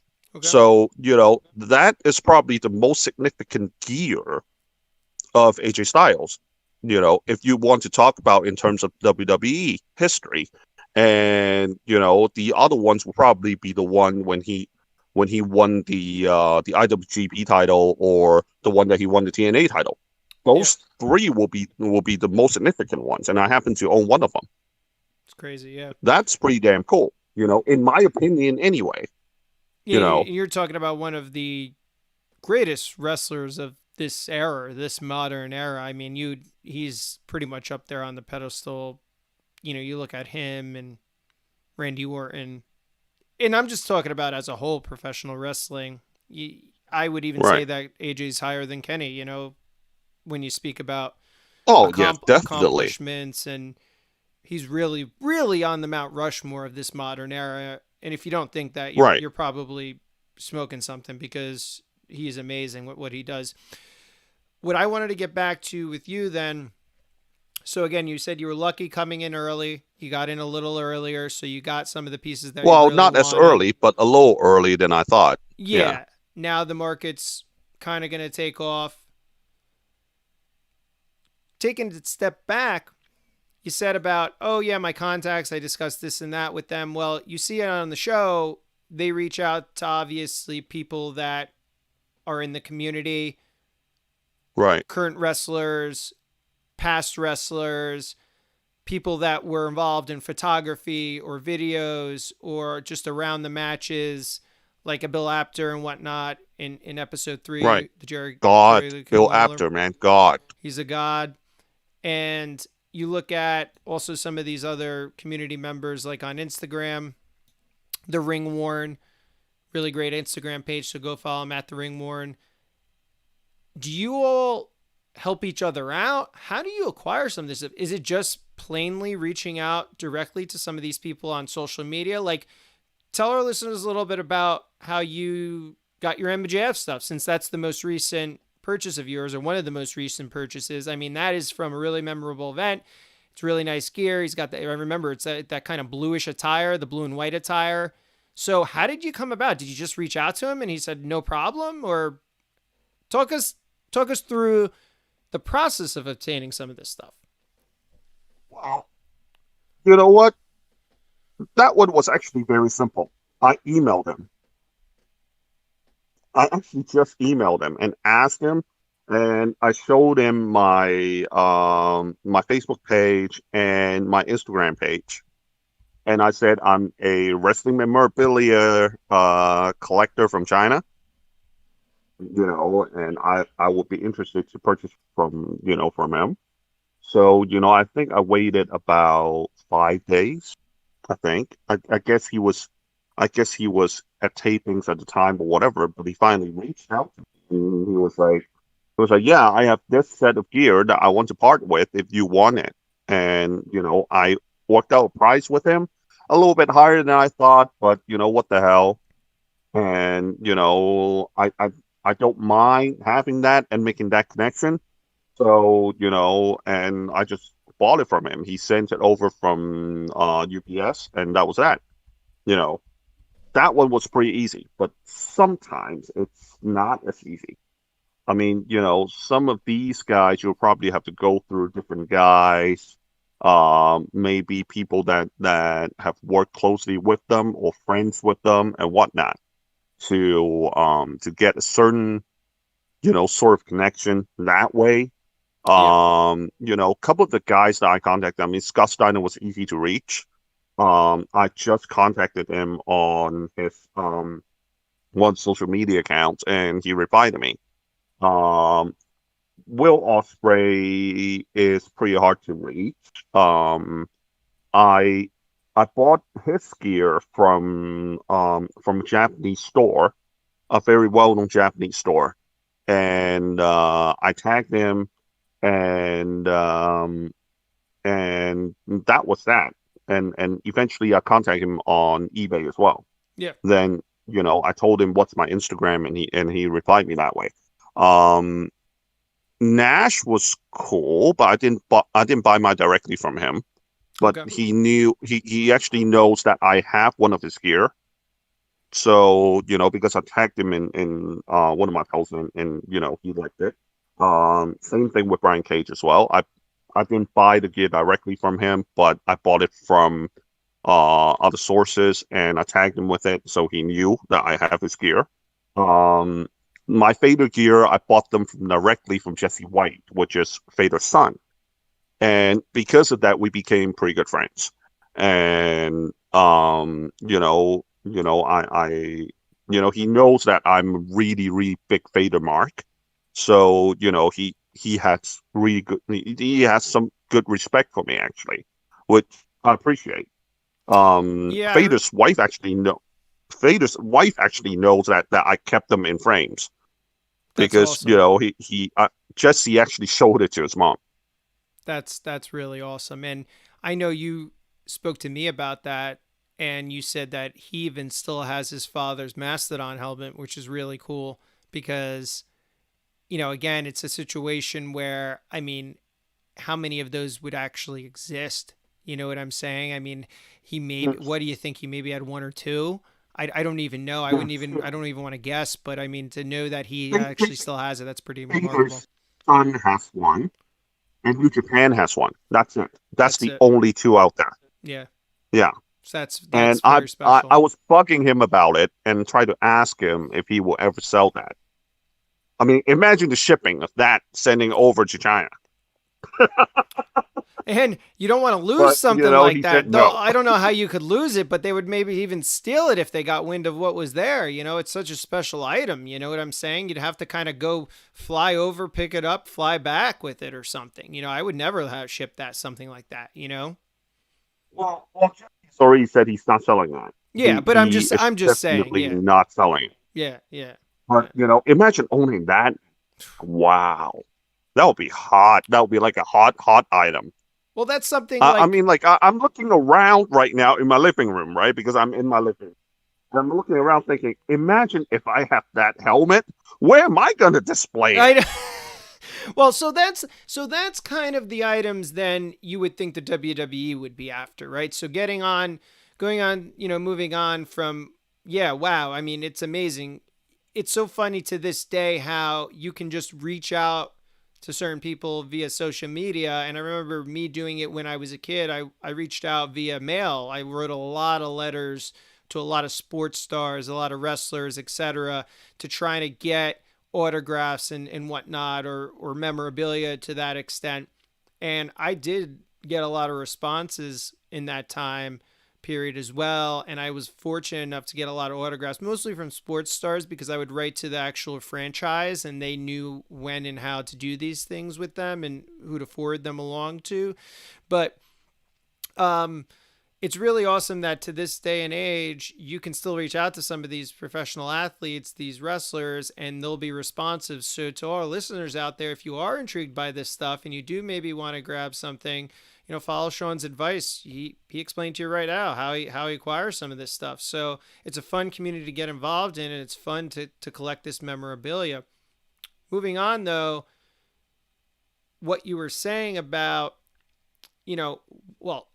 geez, Vader's mask, where am I going to display it? How do you feel about the show? You as a collector, right? And we've seen a lot of collectors on the show. It's very difficult to part with some of this stuff because it's so rare, because it's not around, because it's so meaningful to you.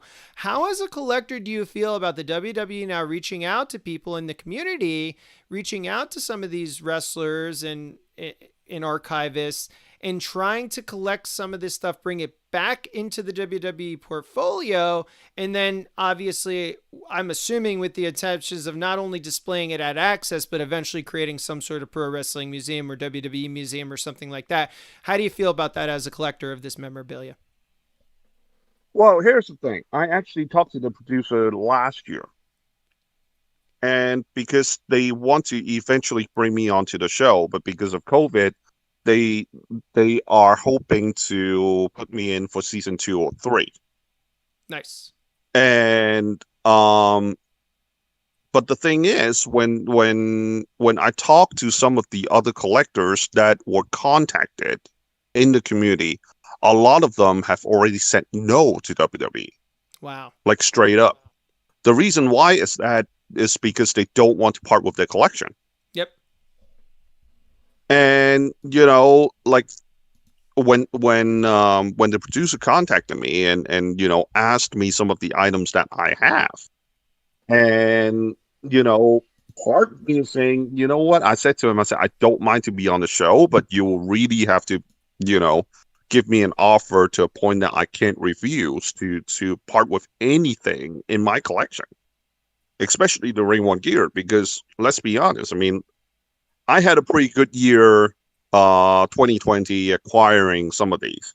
But 2021, we almost halfway. And I have only acquired 2 items so far. Okay. And they're not really that big of a names in comparison to, say, guys like Vader or AJ Styles or even Nash or Angle. They're nowhere near that. So, you can imagine that it's in the game of collecting Ring 1 gear, it's actually much harder than collecting figures. Yeah. Because let's be honest, each one of these items, I mean, maybe at times, some of these wrestlers will have more than one of the same gear. I mean, this happened with, say, for example, the Kevin Nash outsider gear that I have. I believe that Nash had 2 or 3 at one point. Wow. And it was sold to different collectors, and eventually one of them came to me. One of the Vader singlet, Vader actually had like three of them. His WWE singlet, he actually had three of them, and I didn't buy. I didn't buy that particular one because I just had a sense that it may have more than one. Okay. Because because of the I mean, if you understand, you will know. Okay, here's the thing: these guys wrestle for more than 300 dates a year. Okay, unless they have different Ring One gear. Okay, in terms of different colors and whatnot.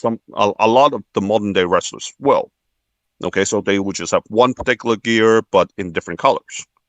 But back in those days, a lot of the wrestlers, especially the ones in the 90s, they probably will have the same gear, same particular gear in two or three of them.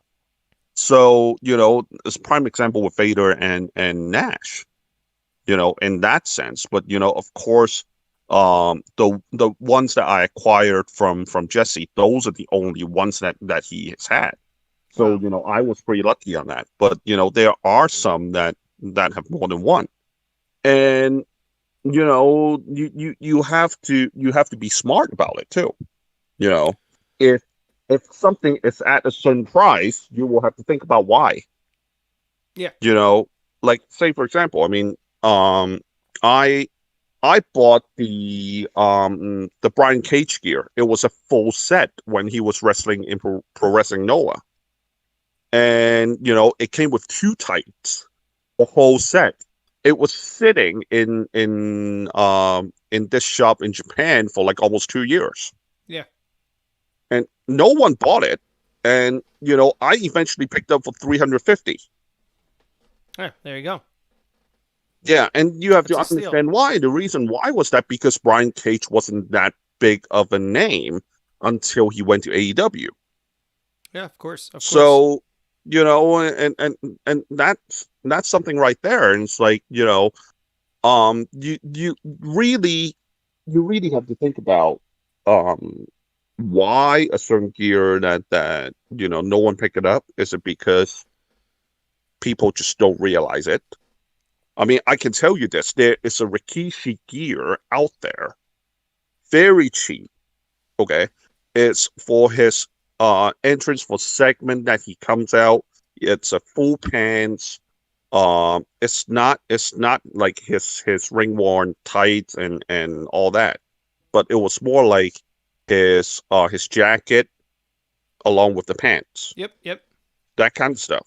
Yeah. And I can tell you this right now, if you can find it, that one is about $600. Yeah. See there. That's not terrible. But all in all, so you're kind of mixed on this, right? I mean, you think it, from what I gather, you think it's a good thing to a certain respect that the WWE is doing it to preserve this stuff, but in another respect, it's very difficult for you as a collector, even if you were approached, because of the sentiment it holds, right? I mean, like for example, if the WWE came to you, you were on the show, and they wanted the Vader singlet, you Right. would have to, they would have to make you a really crazy offer, I'm assuming. Well, here's the thing, the first episode, all three guys, David Chudy, Steve, GWC, and Tim Jameson, I know all three of them. Yeah. And here's the thing to me is that David Chudy is really cool about it, and Tim was really cool about it, and Steve was like straight up and just give it to Cody. Yeah, GWC is at Greatest Wrestling Collection on Instagram. He has some really crazy stuff. So it's at Greatest Wrestling Collection on Instagram. GWC seems like a really cool dude, and he was just immediately like, I just want to hang out with you. Don't worry, just take it. Like, yeah, he's real cool. Yeah. So anyway, continue. I mean, with like, say for example, I mean, I talked to David Chudy quite a bit as well, and his collection is pretty darn extensive as well. Tim's collection is crazy. Yeah. Like he's probably one one of the guys that like I'll literally take my head off to him, not hat. I'm talking about taking my head off to him because this guy is insane. Like with his collection, I think he has like over 400 items, like ring worn gear in his collection. Wow. So in comparison to me, I'm like, I'm the little guy compared to him because I have like 20 ring worn gear in my collection. Yeah. But with him, he has like over 400. That's like 20 times more. Yeah, what's fun about him too, and again, this is the Ring Worn at the Ring Worn WORN on Instagram. I absolutely love his Instagram too because it posts the actual time that the wrestler wore the gear, especially if it's a significant moment. So he'll post he has the like videos for it as well, the matches and everything. The videos, exactly, so you can kind of tie back to it. And just from professional wrestling history, from that perspective alone, I absolutely love what he's doing because he is quintessentially a historian to a certain extent, and he's trying to preserve the moment and the actual piece and memorabilia from that moment, which is awesome. And he does have a lot, and he did give up. What did he give up from that Foley? The Mankind, I guess, shirt or whatever that was originally done in the brown and leatherish kind of material and stuff, and that was just incredible. And he seemed like a really humble guy. I told him he undersold that one. I think everybody undersold it. I think the guy that got the best deal was probably the Cactus Jack shirt. I mean, I thought the guy got to go up to Connecticut. He got the barbed wire bat, which got the barbed wire 2x4, and that was pretty cool. That's cool. I was at that match too, and that is a memorable moment for me. The Royal Rumble. I was actually sitting by the taxi cab that they had displayed up above the entrance area. And like, here's the thing, you look at a lot of these, as far as the show is concerned. I mean, I jumped off my seat when I saw the Undertaker Hell in the Cell gear. Oh, in his storage. I was like, oh my god. And I said to my wife, right? My wife I was like, that has to be at least a 20 grand gear right there. Like, Sean, if Taker is even willing to sell. The Phantom Mask, I mean, just sitting there in the storage as well. I mean, it's mind-boggling. So I agree with you. It's crazy seeing some of this stuff just in totes, right? I mean, it's just like, so for that, I think that what the WWE is doing is fun. I think that's why I like this show so much. And I do think it puts the collector on the spot, and I do think it helps them in certain ways, obviously, if you already have some of this memorabilia, because now it's going to be valued a little higher, as we know as wrestling figure collectors. Do you think personally that they're ever going to do anything wrestling figure related? It's so funny because a lot of the episodes, when you see them with the wrestler in their storage lockers or in their homes, you see a lot of wrestling figures, and the actual wrestlers or the collectors will actually reference a wrestling figure at times too. I think Jerry the King Lawler did that in the episode 3, where he gave them one of his figures or something. It's like, oh, that's a good one, or something like that.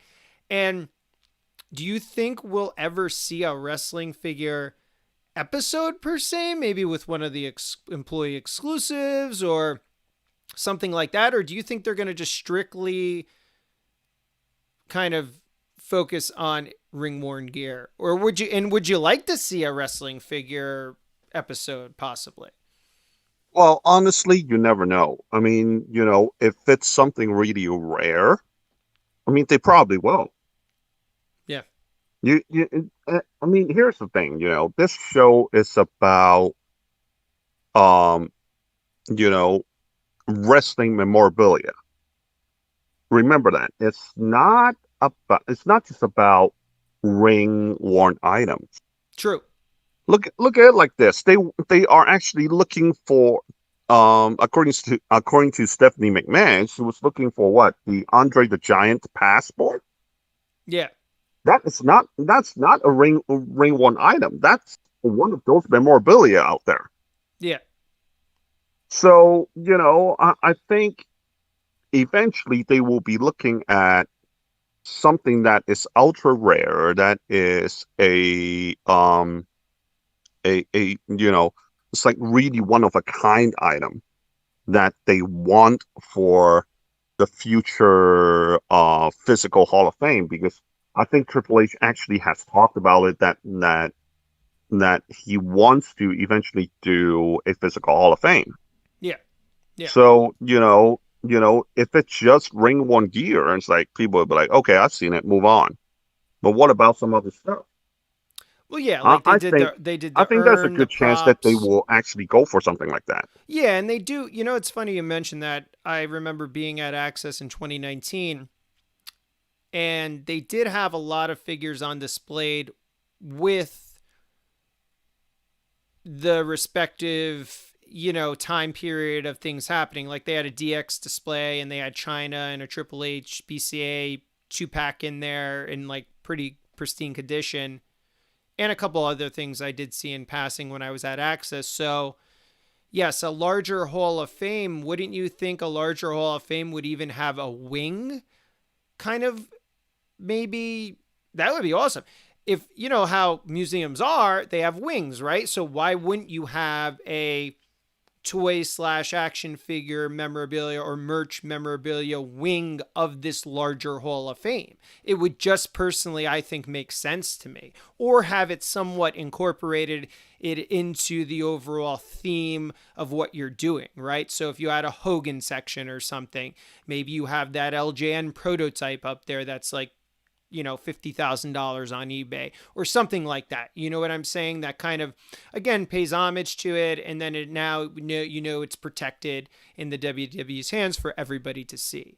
And I think that would be something that would be really cool, and I think you're right. They're going to head in that direction. And once they do, if you think figure prices have skyrocketed now, they will go insane once it's on nationally televised right TV. now you look at not just figures, you look at everything that is rare with WWE. Whether it's ring one gear or some other stuff. I mean, one of the hardest ring one gear items out there that you can find is Shawn Michaels.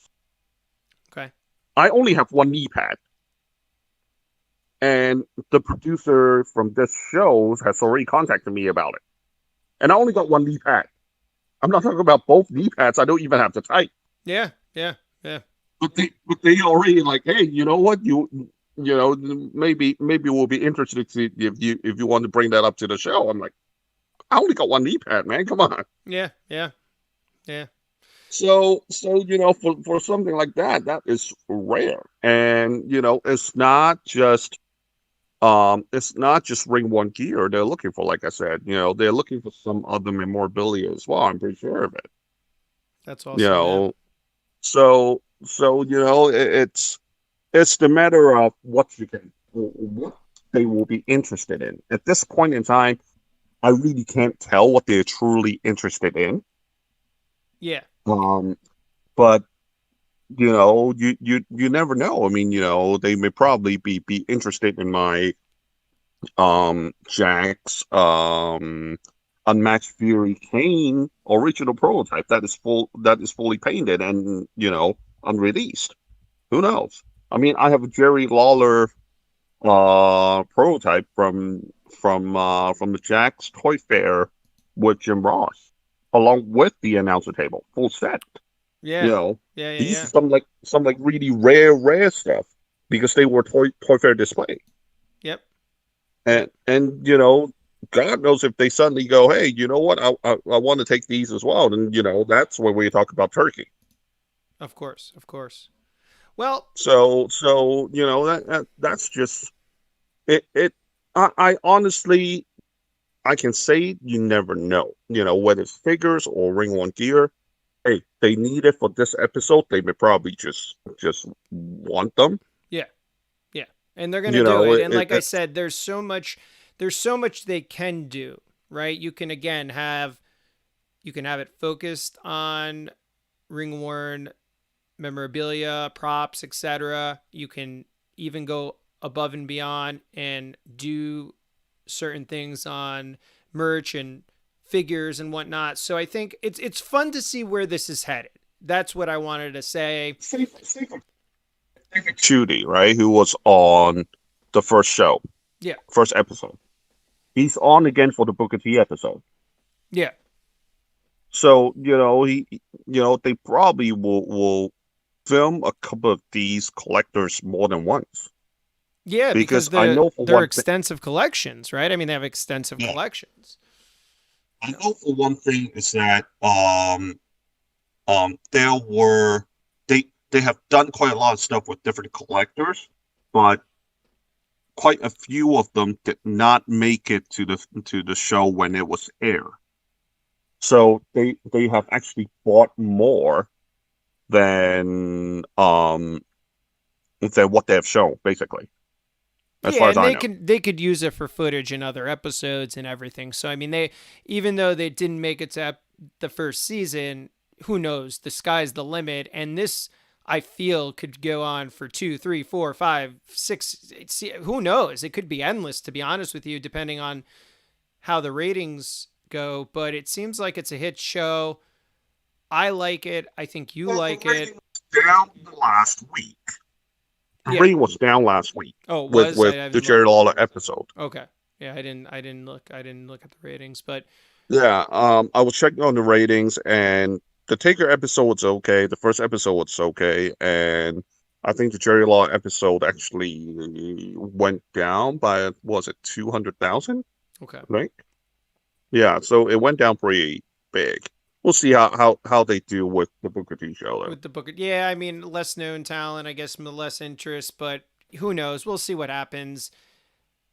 I feel everybody should check it out. Again, it's on A&E, WWE's Most Wanted Treasures. New episodes air every Sunday night at 10 p.m. EST.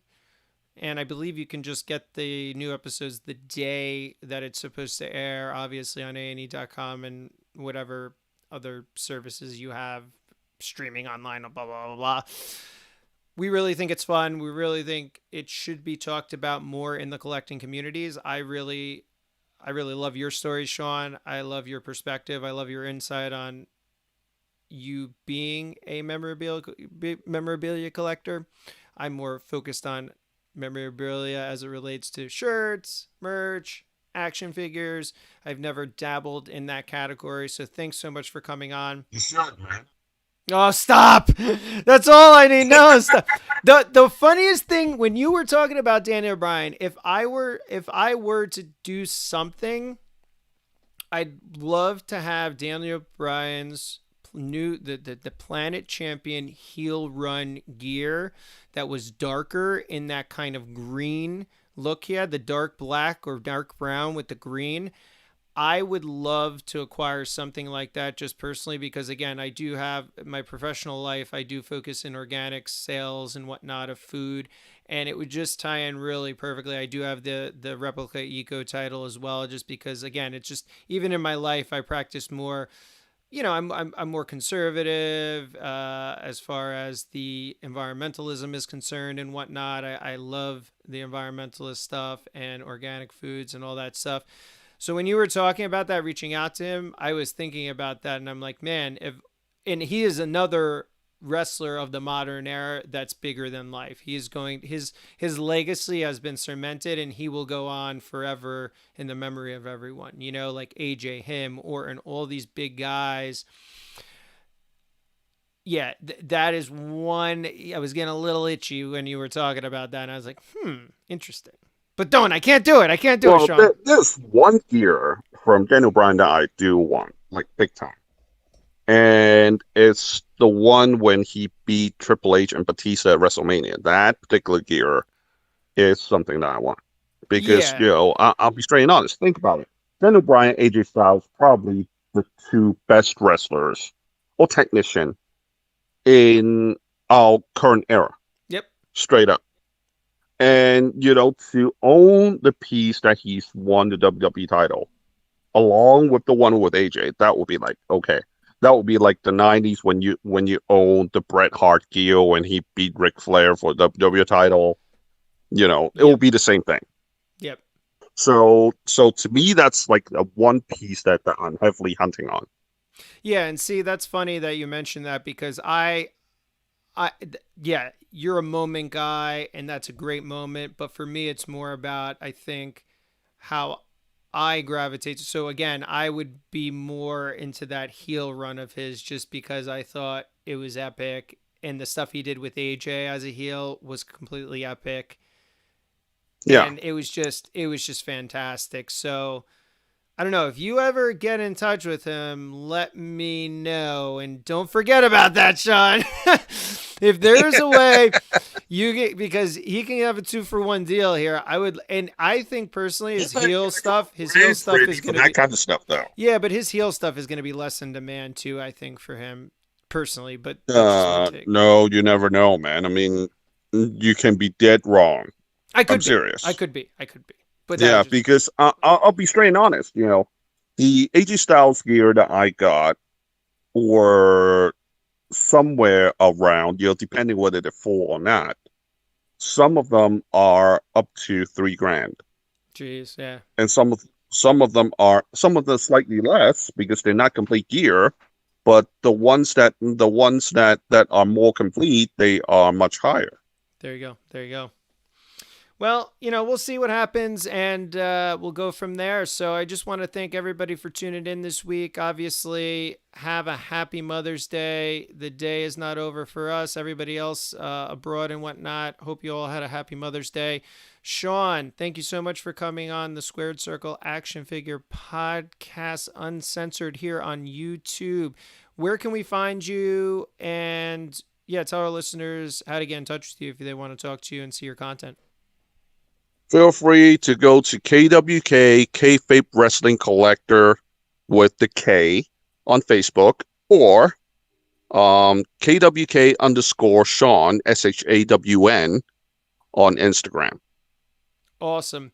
And one last chat message here. Leo, thank you so much for joining in today. We hope you enjoyed everything. Don't forget to, if you liked this live stream, hit the big thumbs up. Don't forget to subscribe to our YouTube channel, Squared Circle Action Figure Podcast, and you can follow us on Instagram and Twitter at SQDCircleAFP. Everybody have a happy Mother's Day, and we'll be back sooner than later for another edition of the Squared Circle Action Figure Podcast Uncensored.